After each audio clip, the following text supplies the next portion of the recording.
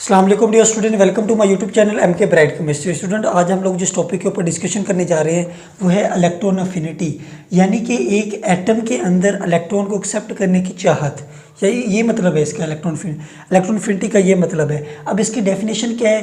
The amount of energy released when an electron is added in the outer most shell of isolated gaseous atom, यानी कि एक gaseous atom के outer most shell के अंदर जब एक इलेक्ट्रॉन को ऐड किया जाता है तो उस वक्त जो एनर्जी रिलीज होती है उस एनर्जी को हम लोग कहते हैं आयोनाइजेशन एनर्जी। फर्ज कर लेते हैं ये मेरे पास एक ऑक्सीजन का एटम है, ठीक है। ऑक्सीजन के इलेक्ट्रॉनिक कन्फिग्रेशन अगर करें तो हमें पता चलता है कि इसके पास 8 इलेक्ट्रॉन है, ठीक है। 2 इलेक्ट्रॉन फर्स्ट ऑर्बिट के अंदर और आखिरी शेल जो है उसके अंदर 6 इलेक्ट्रॉन है। अब जो ऑक्सीजन का एटम है इसके पास चाहत है कि ये 2 इलेक्ट्रॉन को चाहता है, ठीक है, ताकि अपने आउटर मोस्ट शेल को कंप्लीट करे और जो नोबल गैसेज हैं उनकी तरह की इलेक्ट्रॉनिक कन्फिग्रेशन अटेन करके स्टेबल हो जाए। अब इसके अंदर चाहत है इलेक्ट्रॉन को एक्सेप्ट करने की। अब आइसोलेटेड गैसियस यानी कि गैसियस स्टेट के अंदर एक आइसोलेटेड यानी कि एक एटम की इलेक्ट्रॉन को अपने अंदर दाखिल करते वक्त जो अमाउंट ऑफ एनर्जी रिलीज होती है उसे कहते हैं इलेक्ट्रॉन अफिनिटी।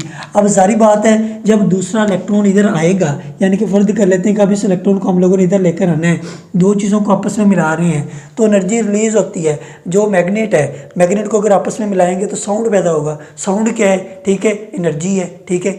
अब 2 चीज़ें हमें पता है कि जब 2 चीज़ें आपस में मिलती हैं तो अमाउंट ऑफ एनर्जी रिलीज होती है। यहाँ पर इस इलेक्ट्रॉन को इधर ऐड करना है। जब ये इधर ऐड होगा ये वाला एटम इसको एक्सेप्ट करेगा यानी कि खींचेगा। ये वाला जो न्यूक्लियस है कशिश की वजह से यहाँ पर एनर्जी रिलीज होगी। जब एनर्जी रिलीज होगी तो हम लोग कह सकते हैं कि अमाउंट ऑफ ये जो प्रोसेस है इलेक्ट्रॉन अफिनिटी, इलेक्ट्रॉन को ऐड करने वाला, ये एक्सोथर्मिक प्रोसेस है, ठीक है। और यहाँ पर एक इलेक्ट्रॉन इसके अंदर ऐड हो रहा है तो इसके अंदर ऑक्सीजन के अंदर इलेक्ट्रॉन की तादाद कितनी होगी? 9, लेकिन प्रोटॉन जो है वो 8 के 8 ही हैं, उनकी तादाद के अंदर इजाफा नहीं हुआ। तो यहाँ पर यह भी है the process of electron affinity, यानी कि इलेक्ट्रॉन को ऐड करना किसी भी आइसोलेटेड गैसियस एटम के अंदर, ये वाला प्रोसेस एनायन फॉर्मेशन भी है, ठीक है। इसको हम लोग कह सकते हैं कि यहाँ पर एनायन बन रहा है, ठीक है। अब ये देखें, ये जब इलेक्ट्रॉन इसके अंदर आएगा तो अमाउंट ऑफ एनर्जी रिलीज होगी, ठीक है। फर्ज कर लेते हैं कि ऑक्सीजन है, ऑक्सीजन के एटम के अंदर हम लोगों ने एक आइसोलेटेड गैसियस एटम के अंदर हमने क्या किया, एक इलेक्ट्रॉन को ऐड किया तो ये ऑक्सीजन के ऊपर नेगेटिव चार्ज हो गया यानी कि ये एनाइन बन गया। तो कितनी अमाउंट ऑफ एनर्जी रिलीज हुई है? वो हुई है हमारे पास -144 किलो जूल पर मोल, ठीक है। इतनी एनर्जी रिलीज होगी है जब एक इलेक्ट्रॉन को ऐड किया है। अब हम लोग चाहते हैं कि इसके अंदर 7 इलेक्ट्रॉन हो गए हैं, एक इलेक्ट्रॉन को और ऐड कर दें, ठीक है। दूसरा इलेक्ट्रॉन मैं ऐड करना चाहता हूँ इसी के अंदर। और जब इसके अंदर मैं दूसरा इलेक्ट्रॉन ऐड करूँगा तो कितनी अमाउंट ऑफ एनर्जी रिलीज होगी वो मैंने देखी है जी। अमाउंट ऑफ एनर्जी जो रिलीज हुई है वो मेरे पास आई है डेल H = 844 किलो जूल पर मोल, यानी कि इतनी एनर्जी अब एब्जॉर्ब हुई है। अब ये रिलीज नहीं हुई, ये पॉजिटिव चार्ज इसके साथ निशान है, पॉजिटिव चार्ज है। अब यहाँ पर जब एक इलेक्ट्रॉन ऐड हो गया, फर्ज कर लेते ये जब इलेक्ट्रॉन इधर ऐड हो गया तो यहाँ पर ज़्यादा इलेक्ट्रॉन हो गए, ठीक है। जब इलेक्ट्रॉन हो गए तो आने वाले इलेक्ट्रॉन जो आएगा, दूसरा इलेक्ट्रॉन जब हमने इसके अंदर ऐड करना है तो ये जो इनकमिंग इलेक्ट्रॉन होगा वो इनके साथ रिपेल करेगा, रिपल्शन क्रिएट होगी। जारी बात है जब इलेक्ट्रॉन आगे, इलेक्ट्रॉन ज़्यादा होने की वजह से ये आने वाले इलेक्ट्रॉन को रिपेल करेंगे, ठीक है, उसको दाखिल नहीं होने देंगे। तो जब हम लोगों ने दूसरा इलेक्ट्रॉन इधर दाखिल करना है तो हमें एनर्जी देना पड़ेगी, इसीलिए ये पॉजिटिव निशान इसके साथ लगा हुआ है, ठीक है। इतनी एनर्जी हम लोग को चाहिए होगी दूसरा इलेक्ट्रॉन इस एटम के अंदर डालने के लिए, ठीक है।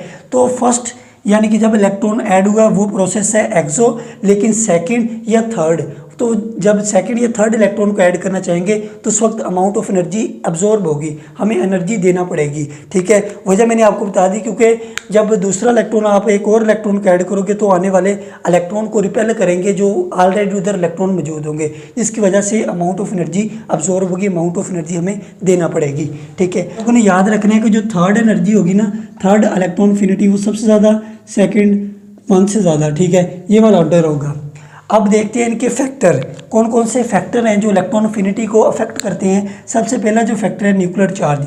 जितना ज़्यादा एक एटम के ऊपर न्यूक्लियर चार्ज होगा उसकी उतनी ज़्यादा चाहत होगी, उतनी ज़्यादा उसकी इलेक्ट्रॉन अफिनिटी होगी कि वो आने वाले इलेक्ट्रॉन को एक्सेप्ट करे। फर्ज कर लेते हैं कि इधर ये जो ऑक्सीजन है इसके ऊपर अगर चार्ज ज़्यादा है, ठीक है, प्रोटॉन ज़्यादा है, तो ये इनकमिंग इलेक्ट्रॉन को अपनी तरफ खींचेगा, ठीक है। अब इसी तरह हम लोग देखते हैं कि पीरियड के अंदर जब मूव करते हैं तो न्यूक्लियर चार्ज इंक्रीज करता है, तो इलेक्ट्रॉन एफिनिटी भी इंक्रीज करती है। इलेक्ट्रॉन एफिनिटी इंक्रीज करने की वजह यह क्योंकि न्यूक्लियर चार्ज इंक्रीज करता है, न्यूक्लियर चार्ज ज़्यादा इलेक्ट्रॉन एफिनिटी ज़्यादा, यानी कि न्यूक्लियर चार्ज जो है वो डायरेक्टली प्रोपोर्शनल है इलेक्ट्रॉन एफिनिटी के। ठीक है, अब इसी तरह देखते हैं कि एक इलेक्ट्रॉनिक कन्फिग्रेशन, जितनी ज़्यादा एक एटम के पास स्टेबल इलेक्ट्रॉनिक कन्फिग्रेशन होगी उतनी ही कम उसकी इलेक्ट्रॉन एफिनिटी होगी। यानी कि अगर मैं फ़र्ज कर लेते हैं कि ये मेरे पास है जी नियोन, ठीक है, नियोन की इलेक्ट्रॉनिक कन्फिग्रेशन हमें पता है, और ये मैं इधर ले लेता हूँ, कोई ले लेता हूँ, ये ऑक्सीजन ले ले, ठीक है। अब ऑक्सीजन के पास क्या है, 8 इलेक्ट्रॉन नहीं है इसके आखिरी शेल के अंदर, 6 इलेक्ट्रॉन है।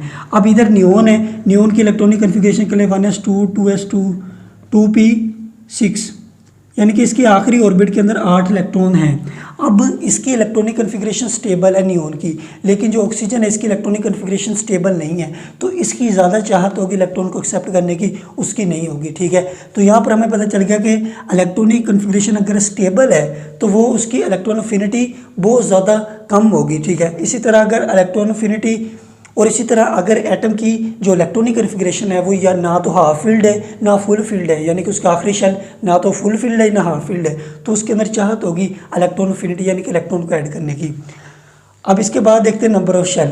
जितनी ज़्यादा नंबर ऑफ शेल्स होंगे एक एटम के अंदर, ठीक है, उतनी ज़्यादा उसकी कम इलेक्ट्रॉन एफिनिटी होगी, यानी कि इलेक्ट्रॉन को एक्सेप्ट करने की उसकी चाहत कम होगी। सारी बात है, जब शेल्स होंगे नंबर ऑफ शेल्स ज़्यादा होंगे, ठीक है, ये देखिए number of shell, number of shell ज़्यादा होगी, नंबर ऑफ शेल ने इसको कवर कर लिया न्यूक्लियस को, न्यूक्लियस को अगर डांप दिया तो न्यूक्लियस इनकमिंग इलेक्ट्रॉन को कैसे एक्सेप्ट करेगा, न्यूक्लियस ही है जिसके अंदर चाहत है इलेक्ट्रॉन को ऐड करने की। ठीक है, अब जब ज़्यादा इसकी नंबर ऑफ शेल्स हो गए, साइज़ इंक्रीज़ कर गया, जिसकी वजह से इलेक्ट्रॉन जो एक एटम है, एटम के अंदर जो न्यूक्लियस है उसके अंदर सलाहियत नहीं रहती कि वो इनकमिंग इलेक्ट्रॉन को अपनी तरफ खींचे, जिसकी वजह से इलेक्ट्रॉन एफिनिटी डिक्रीज हो जाती है।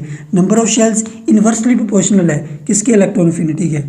इसी तरह हमारे पास शील्डिंग इफेक्ट, शील्डिंग इफेक्ट क्या है, decrease in the attraction of a nucleus toward the outermost electron due to the inner orbitals, यानी कि इनर ऑर्बिटल होने की वजह से न्यूक्लियस की अट्रैक्शन आखिरी शेल के अंदर जो इलेक्ट्रॉन है उसके ऊपर अट्रैक्शन का कम हो जाना है, उसे प्रोसेस को कहते हैं शील्डिंग इफेक्ट।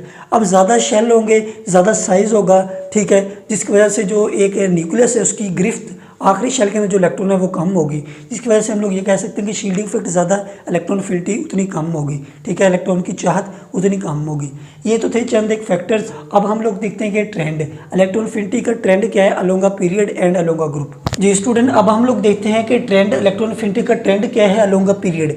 पीरियड के अंदर हम लोग देखते हैं कि number of shell gradually increase नहीं करते।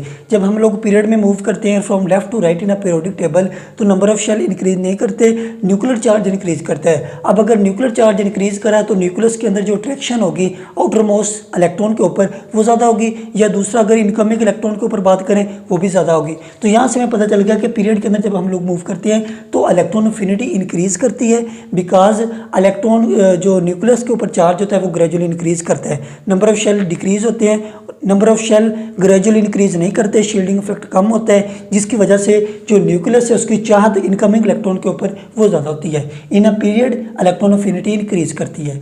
अब एक कंसेप्चुअल क्वेश्चन आते हैं, ठीक है, वो किस तरह के आते हैं। अगर पीरियड नंबर 2 को देख लें, यहाँ पर period number 2 lithium, beryllium, boron, carbon, nitrogen, oxygen, fluorine, nitrogen, fluorine, neon, ठीक है, ये मेरे पास है नियोन।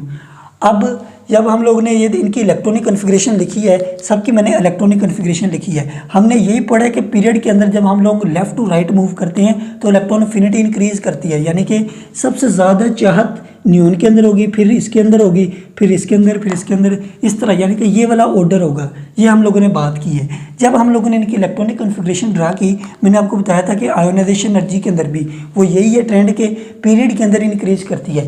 लेकिन अगर आप लोगों को कोई कंपैरिजन आ गया हो कि ऑक्सीजन और नाइट्रोजन इन दोनों में कंपैरिजन आ गया हो कि किसकी इलेक्ट्रॉन एफिनिटी ज़्यादा है, तो आप लोगों ने फर्स्ट ऑफ ऑल उसकी इलेक्ट्रॉनिक कन्फिग्रेशन ड्रा करनी है। ठीक है, अब यहाँ से हम लोगों ने जब इनकी इलेक्ट्रॉनिक कन्फिग्रेशन ड्रा की तो यहाँ से हमें पता चला कुछ यहाँ पर एक्सेप्शनल केसेस है। अब जो देखें हम लोग, ये बेरिलियम है, ठीक है, अब बेरिलियम की अगर इलेक्ट्रॉनिक कन्फिग्रेशन देखें तो ये मेरे पास नज़र आ रही है, ठीक है। अब इसका जो वैलेंस शेल है वो कंप्लीट है, यानी कि इसका जो वैलेंस शेल है वो एस सब शेल है, वो कंप्लीट है, यानी कि इसकी जो इलेक्ट्रॉनिक कन्फिग्रेशन ये स्टेबल है, इसके अंदर चाहत ही नहीं है इलेक्ट्रॉन को एक्सेप्ट करने की। इसी तरह नाइट्रोजन के केस में चले जाएं, ठीक है। नाइट्रोजन में देखें इसका जो लास्ट शेल है, वैलेंस शेल है, यानी कि पी सब शेल है, P sub shell half filled है, पी के अंदर टोटल 6 इलेक्ट्रॉन आ जाएं तो पी कंप्लीट हो जाता है, लेकिन ये हाफ फिल्ड है, इसके अंदर भी चाहत नहीं है इलेक्ट्रॉन को एक्सेप्ट करने की। और इसी तरह नियोन है, ठीक है। नियोन के केस में देख लें तो नियोन के अंदर यानी कि आखिरी शेल फील्ड है, सब शेल आखिरी फील्ड है, तो इसके अंदर भी इलेक्ट्रॉन को एक्सेप्ट करने की चाहत नहीं है। तो करेक्ट ऑर्डर इस तरह ये वाला नहीं बनता, ठीक है, क्योंकि इनके अंदर तो चाहत ही नहीं है, सबसे ज़्यादा इसकी चाहत ही नहीं है इलेक्ट्रॉन को एक्सेप्ट करने की। तो करेक्ट ऑर्डर क्या है? बेरिलियम, उसके बाद ये नाइट्रोजन और ये नियोन, यानी कि इसके बाद ये सारा वाला जो हम लोग लिखते हैं, ठीक है, boron, carbon, nitrogen, oxygen, fluorine, यानी कि ये वाला जो ऑर्डर है ये बिल्कुल करेक्ट ऑर्डर है। सबसे ज़्यादा जो चाहत होगी वो फ्लोरीन की, फिर ऑक्सीजन की, नाइट्रोजन, कार्बन। ये जो 3 एक्सेप्शनल केसेस हैं इनको फ्रंट के ऊपर ले, बाकी वो वाला ऑर्डर ही फॉलो किया जाएगा, ठीक है। ये वाला जो ऑर्डर है ये करेक्ट ऑर्डर है, ये वाला ऑर्डर गलत है। अब इस तरह के यानी कि क्वेश्चन, कोई भी क्वेश्चन आ जाता है तो आपने क्या करना है, सबसे पहले उसकी इलेक्ट्रॉनिक कन्फिग्रेशन करनी है। इलेक्ट्रॉनिक कन्फिग्रेशन को देखें, इलेक्ट्रॉनिक कन्फिग्रेशन को देखने के बाद देखें कि जो सब शेल है, ठीक है, जिसके अंदर इलेक्ट्रॉन, आखिरी इलेक्ट्रॉन दाखिल हो रहा है वो हाफ फील्ड है या कम्प्लीटली फील्ड है, ठीक है। जिन दो एटमों के दरमियान आप लोगों को कंपेरिजन करने को कहा है तो आप लोग देखेंगे किसकी स्टेबल है इलेक्ट्रॉनिक कन्फिग्रेशन, किसकी कम स्टेबल है, ठीक है। जिसकी कम स्टेबल है उसकी इलेक्ट्रॉन को एक्सेप्ट करने की चाहत ज़्यादा होगी, जिसकी इलेक्ट्रॉनिक कन्फिग्रेशन स्टेबल है या ये यानी कि ये हाफ फील्ड है या फुल फील्ड है, उसके अंदर इलेक्ट्रॉन को एक्सेप्ट करने की चाहत 0% होगी, ठीक है। तो इसी तरह आप इसका ट्रेंड देखते हैं इलेक्ट्रॉन अफिनिटी का अलोंग का ग्रुप।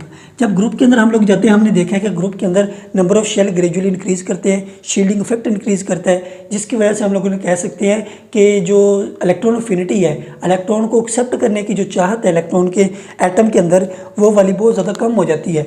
ग्रुप के अंदर आप लोग आएंगे तो इलेक्ट्रॉन अफिनिटी डिक्रीज, पीरियड के अंदर जाएंगे तो इलेक्ट्रॉन अफिनिटी इंक्रीज। अब हम लोग देखते हैं कि एक क्वेश्चन है जो कंसेप्चुअल क्वेश्चन पूछा जाता है कि ग्रुप नंबर अगर 17 की बात करें, ग्रुप के अंदर मैं बात कर रहा हूँ, अब ग्रुप है मेरे पास 17, ठीक है। उसके अंदर कौन कौन से हैं? Fluorine, chlorine, bromine, fluorine, chlorine, bromine, iodine, ठीक है। अब ये जो इनके अंदर देखा जाए तो हम लोगों ने यही पढ़ा है कि ग्रुप के अंदर जब हम लोग जाते हैं तो इलेक्ट्रॉन अफिनिटी कम होती है, डिक्रीज होती है। इसके अंदर सबसे कम चाहत है इलेक्ट्रॉन को एक्सेप्ट करने की, इसके अंदर क्लोरीन से कम है, और क्लोरीन के अंदर चाहत कम है फ्लोरीन की निस्बत, ठीक है। ये वाला हम लोगों ने पढ़ा है कि ग्रुप के अंदर, ये हम लोगों ने पढ़ा है कि ग्रुप के अंदर यानी कि डिक्रीज करती है इलेक्ट्रॉन अफिनिटी।